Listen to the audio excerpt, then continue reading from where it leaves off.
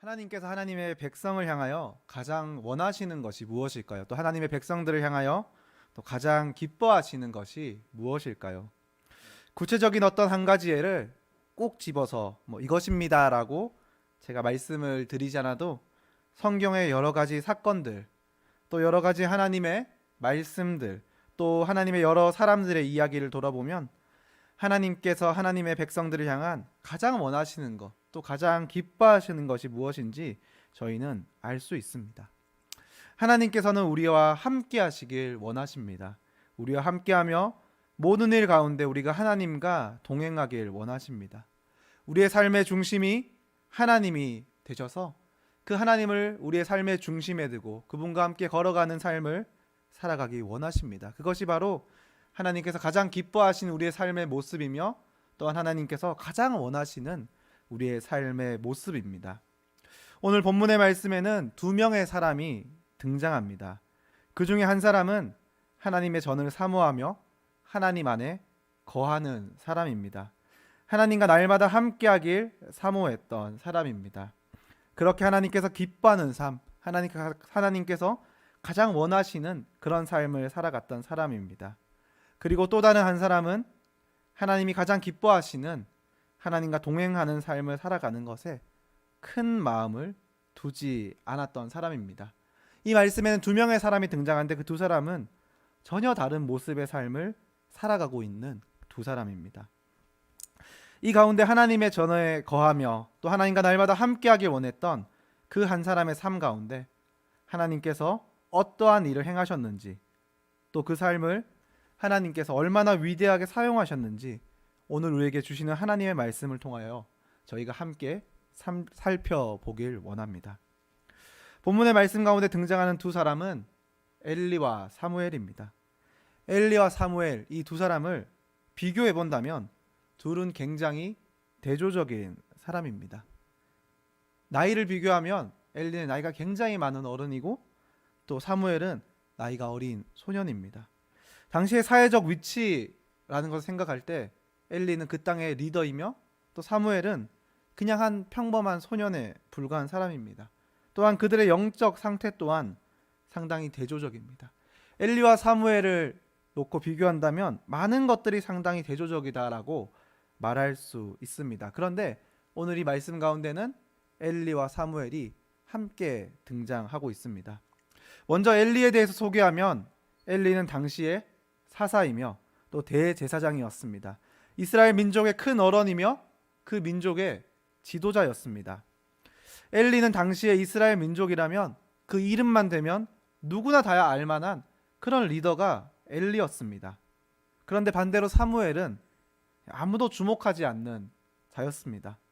그가 어떤 사람이고 그가 무엇을 하는지 사람들은 사무엘에게는 관심이 없었습니다.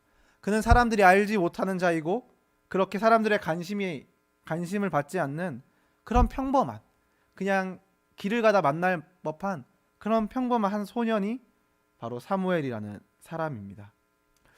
본문의 1절 말씀을 보면 사무엘과 또 엘리가 함께했던 그 시대, 그 당시에 영적 상태가 어떠했는지 그 말씀 가운데 기록되어 있습니다.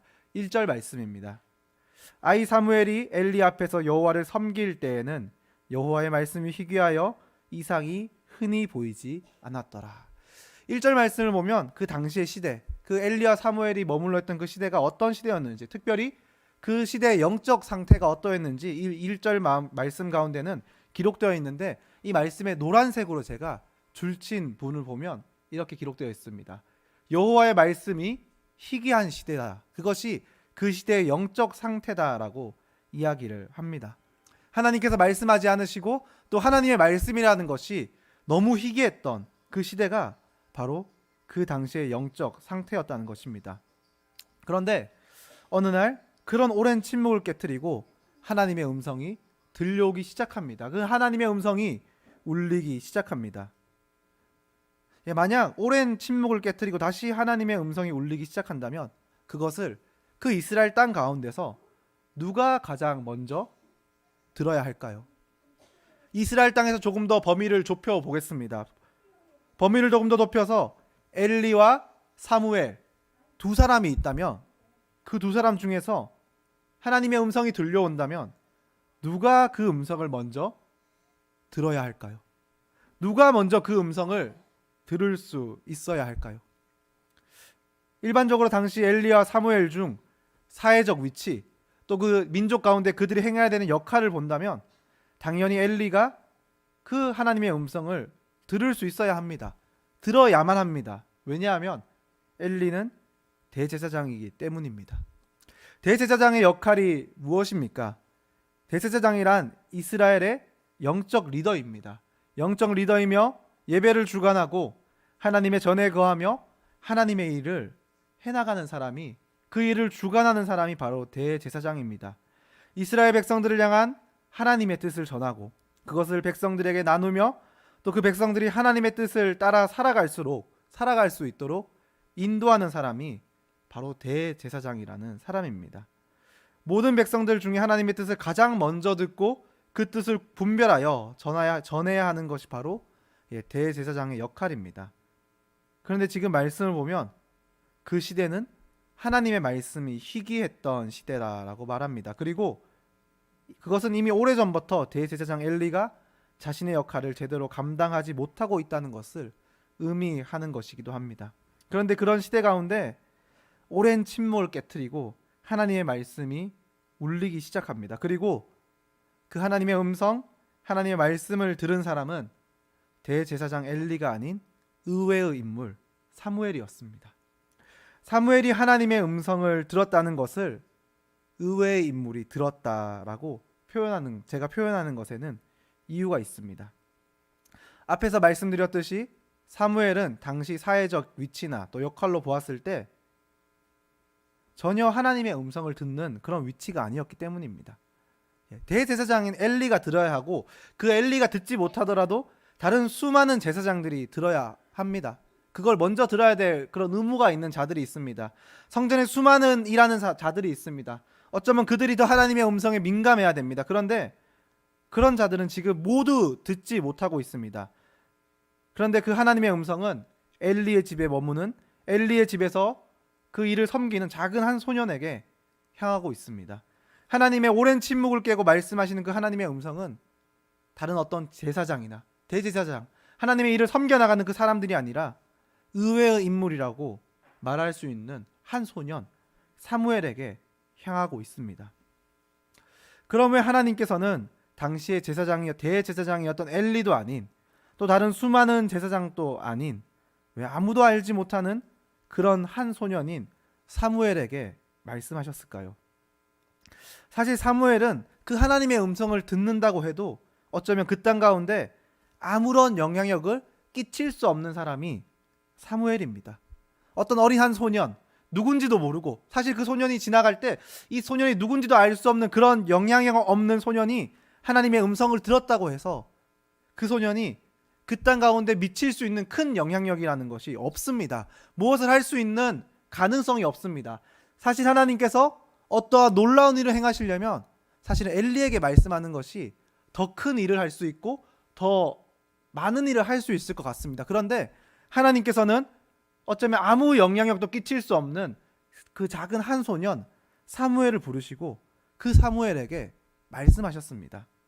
그러면 하나님께서는 사무엘에게 하나님의 말씀을 주셨던 것일까요?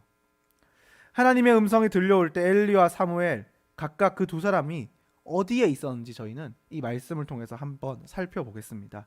2절 말씀입니다.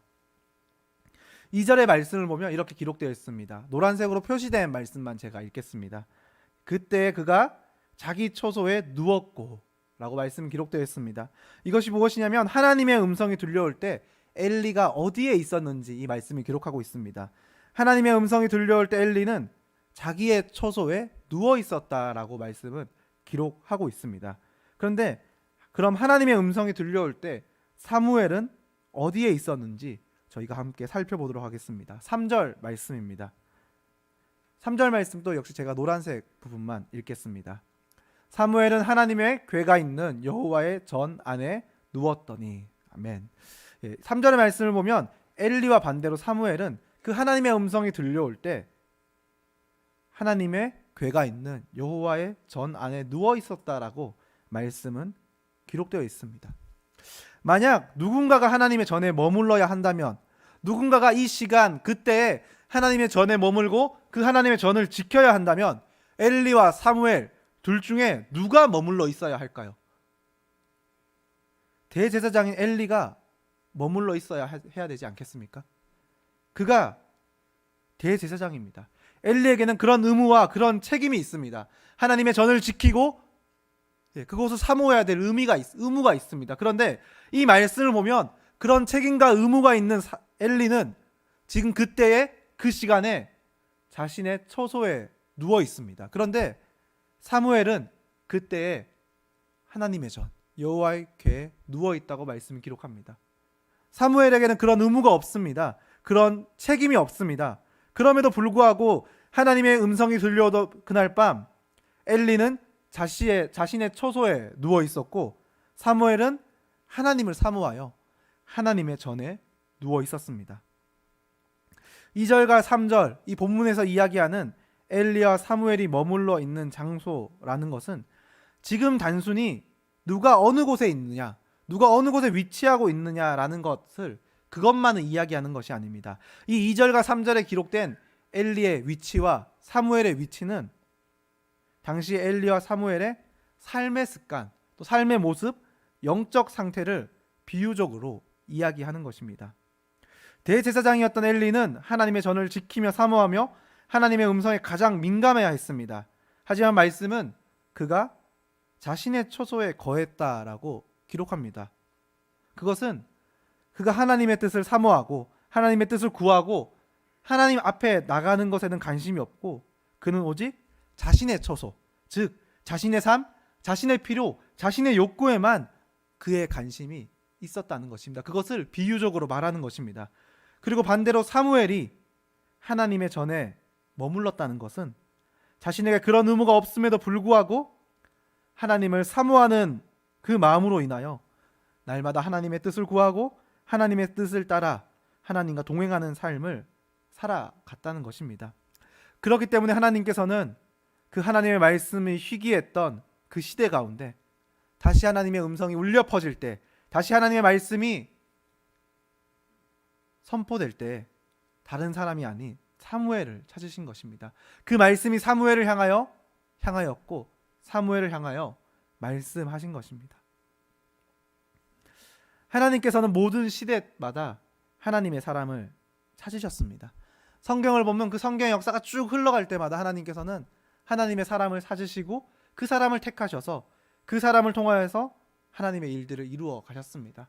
성경 이외에도 많은 교회의 역사들, 또 오늘날 교회의 역사도 보면 하나님께서는 하나님의 사람을 찾으시고 그 사람을 통하여서 하나님의 일을 동력하시고 하나님의 뜻을 이루어 가셨습니다. 하나님께서는 오늘 또 하나님의 사람을 찾고 계십니다. 하나님과 함께하며 이 땅 가운데 하나님의 위대한 일을 이루어갈 하나님의 사람을 찾고 계십니다. 그리고 하나님께서 찾으시는 그 사람이라는 것은 이 지금 말씀의 엘리와 사무엘의 이야기처럼 어떤 사회적 위치, 종교적 역할을 가진 사람을 하나님께서는 찾으시는 게 아니라 오늘 말씀의 사무엘과 같이 하나님의 임재를 사모하고 하나님을 마음의 중심에 품고 그렇게 살아가는 사람을 하나님께서는 찾으시는 것입니다. 그럼 오늘 말씀 가운데 나가는 저희들에게 중요한 것은 이것입니다. 오늘 우리는 어떻게 사무엘과 같이 하나님의 임재를 사모하며 하나님을 마음에 품고 살아가는 그런 하나님의 사람이 될 수 있냐는 것입니다. 저희가 3절의 말씀을 한 번 더 다시 보도록 하겠습니다. 3절 말씀을 제가 봉독하겠습니다. 하나님의 등불은 아직 꺼지지 아니하였으며 사무엘은 하나님의 궤가 있는 여호와의 전 안에 누웠더니. 아멘. 이 말씀을 보면 다시 한번 보면 사무엘이 하나님의 궤가 있는 여호와의 전 안에 누워 있었다라고 말씀이 기록되어 있습니다. 그런데 사실 이 3절 말씀에 기록된 사무엘이 하나님의 언약궤가 있는 그 여호와의 전 안에 누워 있다라는 것은 사실 사무엘이 진짜 그곳에 누워 있다는 것을 이야기하는 것이 아닙니다. 왜냐하면 그 하나님의 언약궤가 있는 여호와의 전이라는 것은 지성소를 말합니다. 지성소는 아무나 들어갈 수 있는 곳이 아닙니다. 아무나 들어가서 그것을 보고 그곳에서 이렇게 어떤 일을 할 수 있는 그런 장소가 아닙니다. 지성소라는 것은 1년에 한 번 대속죄 날에 대제사장만이 들어갈 수 있는 그런 거룩한 장소입니다. 대제사장만이 그렇게 거룩한 모습으로 들어가서 하나님의 뜻을 듣고 하나님의 뜻을 구하는 곳이 바로 지성소입니다. 그렇기 때문에 이 3절 말씀 가운데 기록된 지금 사무엘이 하나님의 궤가 있는 그곳에 머물렀고 그곳에서 누워 있다는 것은 사실 어떤 그것이 상징적인 의미입니다. 사무엘이 그곳에 잠을 잔다는 것이 불가능합니다. 아니 사무엘이 아니 어떤 사람도 그곳에서 잠을 잔다는 것은 불가능합니다. 그런데 성경은 그럼에도 불구하고 이 3절 말씀 가운데 사무엘이 지금 언약궤가 있는 여호와의 전에서 잠을 자고 있다라고 기록하고 있습니다. 그 당시 시대 사람들이 그 글을 본다면 이것이 납득이 되지 않고 이해가 되지 않고 말이 되지 않는 말인데 그럼에도 불구하고 이 말씀은 사무엘이 잠을 자고 있는 장소를 굳이 하나님의 언약궤가 있는 여호와의 전이다라고 기록하고 있습니다. 성경이 실제로 사무엘이 어쩌면 다른 곳에 있을 수도 있었는데 굳이 그리고 그 지성소라는 곳이 들어가서 잠을 잘 수 없는 곳이라는 것을 명확하게 알고 있음에도 불구하고 사무엘이 지금 하나님의 언약궤 앞에서 잠을 자고 있다라고 굳이 그렇게 말하고 또 기록하고 있는 것에는 이유가 있습니다. 당시에 하나님의 언약궤가 상징하는 특별한 의미가 있습니다. 그것은 하나님의 언약궤는 당시에 하나님의 임재를 상징합니다. 하나님의 언약궤는 임재를 상징하고 하나님이 우리와 함께 하심을 상징하는 것이 바로 언약궤입니다. 그렇기 때문에 하나님의 언약궤에 사무엘이 머물고 있다. 하나님의 언약궤 앞에서 사무엘이 머물고 잠을 잔다라는 이 말씀은 즉 그의 삶이 언제나 하나님의 임재 가운데 거하는 삶이었다는 것을 상징합니다. 그의 삶이 언제나 하나님의 임재를 사모하며 하나님의 언약궤를 마치 우리의 마음에 모시고 있는 것처럼 그 언약궤를 마음에 모시고 하나님을 사모하고 하나님과 동행하며 그 하나님 우리의 마음의 중심에 두고 하나님과 함께하는 삶을 사무엘이 살아갔다는 것입니다. 그리고 그 삶 가운데는 하나님의 임재가 가득했다는 것을 상징적으로 의미하는 것입니다. 오늘 우리가 이 말씀 가운데 기억해야 하는 것이 바로 이것입니다. 사무엘은 하나님의 언약궤를 자신의 마음에 품고 살아갔다는 것입니다. 어떤 물리적인 언약궤, 하나님 언약궤의 실제를 자신의 삶에 모실 수는 없었지만 그것을 마음의 중심에 품고 그 언약궤를 마음의 중심에 모시고 하나님의 언약궤를 바라보며 그 임재를 사모하는 삶을 살아갔다는 것입니다. 그리고 사무엘이 그런 삶의 모습으로 살아갔을 때 오랫동안 하나님의 음성이 희귀했던 그 시대 가운데 하나님께서 침묵을 깨고 말씀하실 때 그 말씀이 사무엘에게 향했다는 것입니다. 사무엘이 하나님의 언약궤를 보시고 그 마음의 중심에 품고 그 삶을 살아갈 때 하나님께 다시 이스라엘 땅 가운데 말씀하기 시작하시며 사무엘을 부르시고 이스라엘 땅을 향한 하나님의 뜻을 다시 말씀하기 시작하셨다는 것입니다. 그리고 하나님을 잊어버린 채 그 땅 가운데 살아가는 그 민족들 가운데 하나님의 통치와 하나님의 역사 또 하나님의 말씀을 선포하는 계기가 되었다는 것입니다. 하나님의 언약궤를 모시고 하나님의 임재를 사모했던 사무엘 그 한 사람을 통하여서 그 이스라엘 땅 가운데 하나님의 역사가 또 하나님의 일하심이 다시 새롭게 시작되었다는 것입니다. 그런데 하나님의 언약궤를 모시는 삶 그리고 그 삶 가운데 부어주시는 하나님의 능력 이 말이 왠지 오늘 저희들에게 좀 친숙하지 않으신가요? 하나님의 언약궤를 우리의 마음에 품는다. 하나님의 언약궤를 우리의 삶에 품는다. 하나님의 언약궤를 우리 가정에 품습니다. 하나님의 언약궤를 우리 삶 가운데 중심에 모시고 하나님의 임재를 바라보며 살아가는 삶 그리고 그 삶을 살아갈 때 하나님께서 우리에게 주시는 능력과 역사와 은혜 이 말이 왠지 저희들에게 그렇게 낯설지 않고 친숙하게 느껴지시지 않으시나요? 올 한 해 저희 교회가 시작할 때 크게 세 가지를 우리의 삶 가운데 이루길 목표로 세우고 시작했습니다. 첫 번째는 가정 예배, 두 번째는 말씀 읽기, 세 번째는 하루 3번 기도입니다. 올 한 해 저희가 그것들을 시작하면서 이 시간들을 출발하였는데 벌써 시간이 너무 한참 흘러서 이제 거의 한 해의 마무리를 바라보는 그 시간이 되었습니다. 벌써 11월이 되었습니다. 올 한 해 1월 1일 첫날부터 저희 교회는 매일 아침 8시면 문자로 발송되는 가정예배 문자가 발송되었습니다. 그것들을 받고 저희가 몇 시에 예배를 드리든 그 문자를 통해서 가정예배를 드리는 삶을 살아갔습니다. 또 그 문자를 받고 그 문자 가운데 있는 영상을 듣고 보면서 하나님의 말씀을 읽고 통독하기 위해 저희가 애쓰고 그렇게 살아갔습니다. 그리고 또 최근에는 이제 가톡이라는 방법으로 함께 성경을 통독하기 위해서 저희가 애쓰고 노력하고 있습니다. 그리고 지난 여름에는 오베데돔의 집처럼 축복하소서라는 이름으로 하나님의 언약궤라는 것을 정말 우리 마음에 한번 품어보고 우리 가정에 품어보고 우리 가정에 그것들을 세우면서 저희가 7월, 8월, 9월 3달 동안 그 하나님의 임재와 또 하나님의 은혜를 사모하며 나아갔습니다. 그리고 지난 3달 동안 하나님의 언약궤를 모시며 살아갔을 때 하나님께서 우리 가운데 베풀어 주신 축복과 은혜를 우리는 지난 추수감사절 주일 또 감사의 열매를 기록하고 또 그것들을 붙이면서 하나님께서 우리에게 주신 은혜를 고백하고 감사했습니다. 이미 저희는 저희가 1년 동안 걸어온 그런 신앙의 여정 또 저희 교회 모든 성도님들께서 함께 걸어왔던 그 신앙의 발걸음을 통하여서 하나님의 언약궤를 모시고 살아간다는 것이 얼마나 귀한 것인지 저희는 이미 너무 잘 알고 있습니다.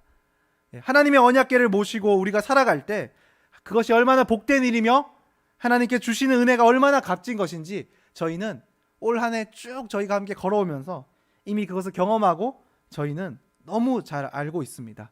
그리고 그 하나님의 은혜를 너무 잘 알기에 저희는 이제 지난 11월 1일부터 세일의 특별 기도회를 통하여서 하루에 3번 기도드리는 그것들을 저희가 실천하고 있습니다.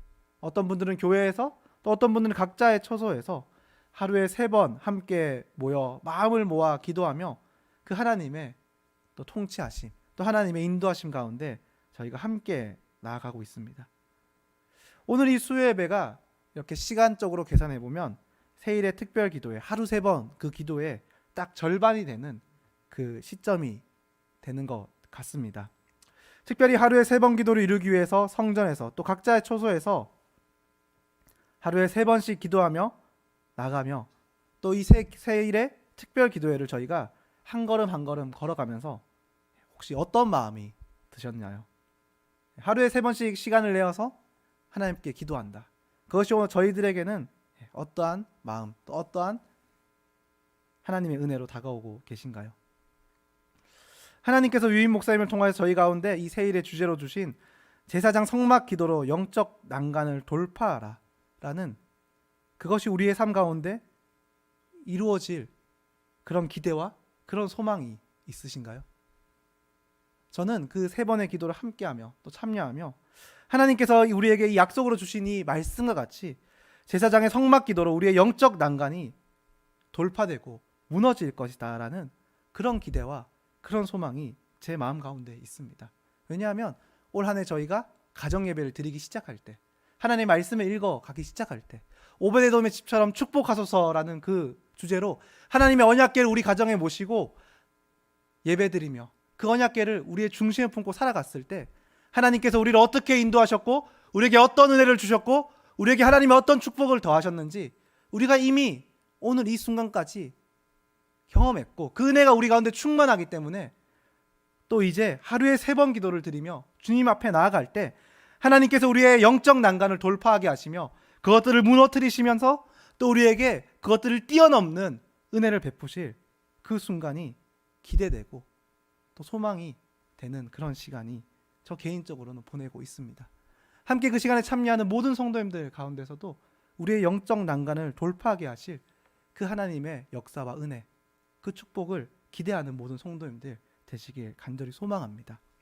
본문에 사무엘이 살아가던 그 이스라엘 그 땅도 그 시대도 심각한 영적 문제에 빠져 있었습니다. 어쩌면 그들도 심각한 영적 난간에 서 있었습니다. 하나님의 말씀이 희귀하고 하나님의 말씀이 선포되지 않는 그런 영적 난간에 그들이 부딪혀 있었습니다. 그런데 그 시대 가운데 그 영적 난간을 돌파하게 했던 것은 다른 것이 아니었습니다.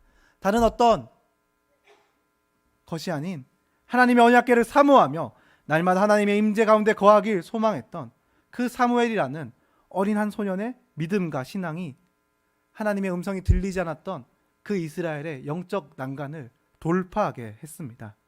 하나님께서는 사무엘 한 사람 때문에 이스라엘 땅 가운데 하나님의 위대한 일을 다시 행하기 시작하셨습니다. 이스라엘 가운데 다시 하나님의 음성을 흘려보내기 시작하셨습니다. 오늘 우리가 하나님의 언약궤를 사모하며 하나님의 전에 머물길 사모하며 하루에 3번씩 기도하며 나아가는 이 시간을 저희가 간절히 사모하고 그 하나님의 역사를 간절히 기대하시길 소망합니다. 하나님께서 이스라엘 영적 문제 가운데 사무엘을 통하여서 소망의 빛을 보여주셨듯이 오늘 저희가 함께 기도하며 또 하루에 3번씩 기도하며 주님 앞에 나아갈 때 하나님께서는 우리의 모든 영적 난간을 무너지게 하시며 우리가 하나님의 손을 잡고 그 영적 난간을 돌파하게 하실 것입니다.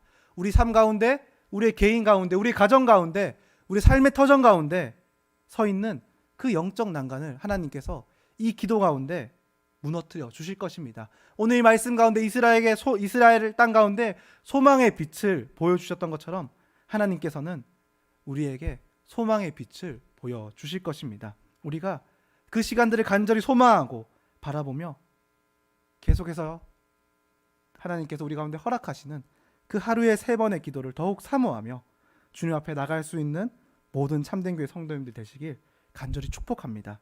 저희가 그렇게 주님 앞에 나아갈 때 하나님께서는 우리 가운데 위대한 일을 행하실 것입니다. 우리의 하나님이 나의 하나님이 되는 하나님 전부를 얻는 그런 축복을 저희 가운데 더하여 주실 것입니다. 기도하겠습니다.